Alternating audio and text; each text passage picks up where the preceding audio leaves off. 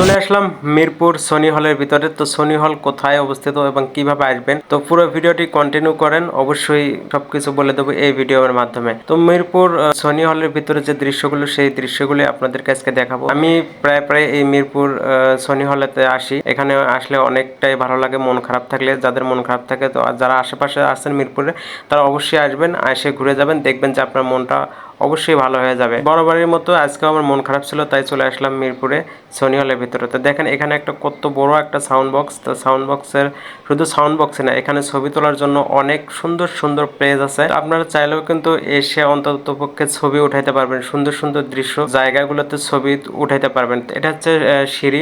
Sony হলের ভিতরে ঢোকার সময় যে সিঁড়িগুলো উঠতে অসাম লাগে, তো অনেকটাই ভালো লাগে যে সিঁড়িগুলো এত সুন্দর যে বলার মতো না। তো এখানে অনেকে আসে দূর দূরান্ত থেকে ছবি ওঠানোর জন্য, কেউ ঘুরতে আসে, কেউ আবার কিন্তু গার্লফ্রেন্ড নিয়েও আসে এই জায়গাটায় ঘুরতে।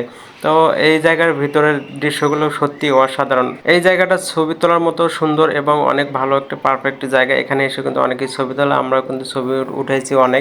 যে জায়গাগুলি ভালো লাগে সেই জায়গাগুলোতে কিন্তু মানুষ এসে ছবি তুলতেছেন। অনেকক্ষণ হয়ে গেল, প্রায় 1.5-2 ঘন্টা হয়ে গেল এই সনি হলের ভিতরে সবকিছু দেখা শেষ। এর আগেও আমি দেখেছি, বন্ধু বান্ধব যারা আছে তাদেরকে আমি এখানে নিয়ে এসে দেখুন, দেওয়ালে কত বড় একটা ঘড়ি, অসাধারণ। আর এখানে কিন্তু সবাই ঘুরতে আসেন বিকালবেলা কিন্তু প্রচন্ড পরিমাণে ভিড় হয়। আমরা সকালে আসছি বিদায় কিন্তু লোকজন কম। তো আপনি যখন বিকালবেলা ঘুরতে আসবেন বা সন্ধ্যার আগে আগে আসবেন, তখন কিন্তু এখানে পা ফেলানোর মতো কোনো জায়গা পাবেন না। তাই সবসময় চেষ্টা করবেন একটু আগে ভাগে আসার জন্য।